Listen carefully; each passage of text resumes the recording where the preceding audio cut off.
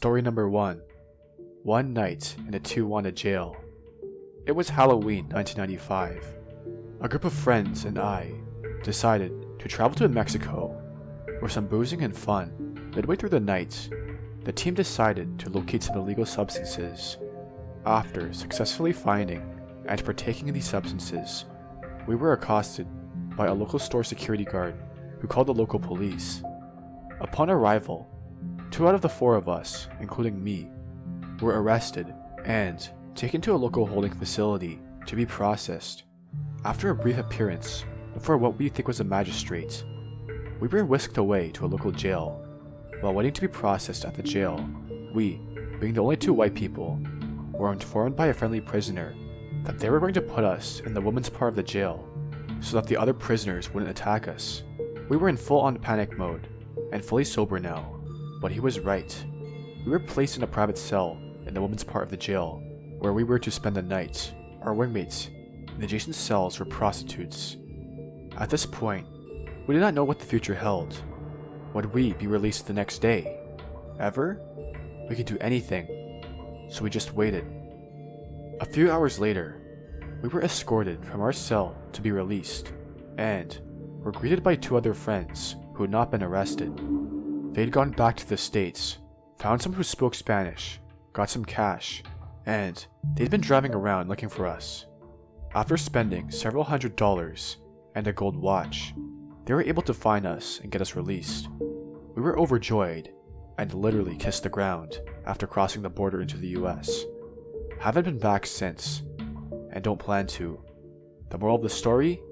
Don't do illegal stuff, especially in a foreign country.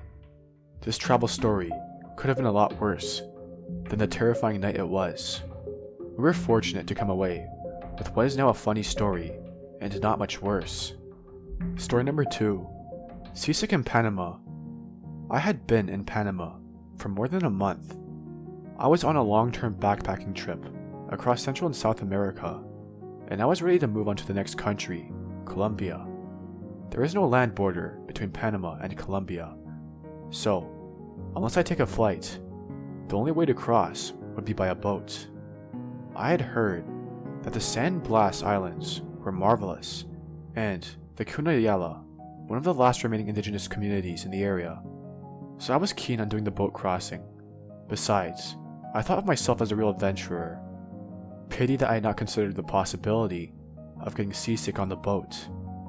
The minute I got on, I knew the experience wouldn't be nearly as wonderful as it was described to be.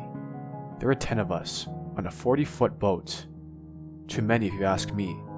Space was constrained, to say the least, but I decided I wouldn't mind. After all, as soon as the boat started moving, I had to worry about something completely different.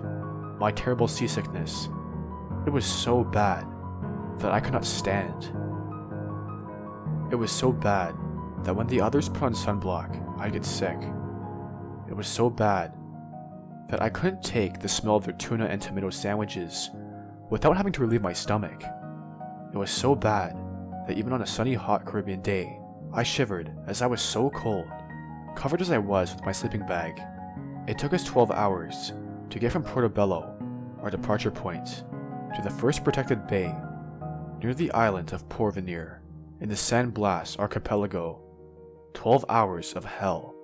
Although it was pitch black, I announced that I'd get off there, and then I asked the captain to please take me to the shore on a dinghy, and I'd look for a room in one of the 2 hostels he said were there.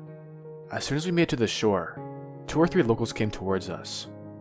One of them was chief of the island. He said that we didn't have permission to land. I told him it was an emergency as I was sick, and I asked him if I could sleep at his hostel. He said I had to leave. All the hostels were full. I begged him to let me pitch my tent under a tree somewhere. He started quoting articles of the Cunayala Constitution that I had been breaking. I asked him whether there was not an article that stated that you should help those in need. I finally got through to him. He made me pitch my tent. It was dark. I could barely stand on my feet, but I did it in no time and crawled inside. Nothing else would bother me. I was safe then. Then it started raining. The day after, I caught a speedboat to Cardi and a 4x4 back to Panama City, where I boarded a flight to Cartagena. I never set foot on a sailboat since then. The only thing I have left from that trip is a sunrise photo that I managed to take before fleeing. Story number 3. Hotel scam in New Delhi, India. It was my first hour in India, in its massive capital, city of New Delhi, while I had made arrangements with my budget hotel to pick us up from the airport. I was disappointed to find out they had not made it. Armed with only a screenshot of some directions since my SIM card wasn't working, yet my boyfriend and I made our way onwards to the metro, our only other option. Everything was moving along nicely until we walked out of the station. The areas we had gotten off didn't seem easy to walk in, and with our massive backpacks, the cheap rickshaws begging for a service seemed like a better way to get back, or so we thought. The rickshaw driver first brought us to a gate being guarded by heavily armed police. They insisted that the budget area we planned to stay in, Paharganj, was closed due to violence and riots, and if we wanted to pass through, we would need clearance from the tourist agency. So we drove along to the agency, feeling a bit confused, but without a map or phone service. We figured we couldn't do much but take their word for it. In hindsight, we were the perfect victims. The official-looking agency reiterated that Paharganj was in fact very dangerous, closed, and was the only place where cheap accommodations existed in the city. They gave us 2 options: book a night at a very expensive 5-star hotel, or continue to our next destination in the mountains with their taxi service. We chose the latter, and we ended up getting a driver who literally fell asleep at the wheel 4 hours in. Within a week, we soon learned the reality of what had been a massive scam. Paharganj is always open and particularly dangerous. The phone calls the agency made us had been faked, and the price of our taxi ride, they upcharged us nearly 300%.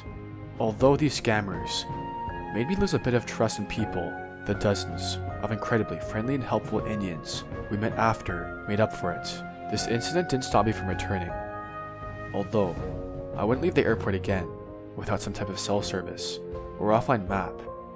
If only we had been able to use Uber, we could have completely avoided the situation.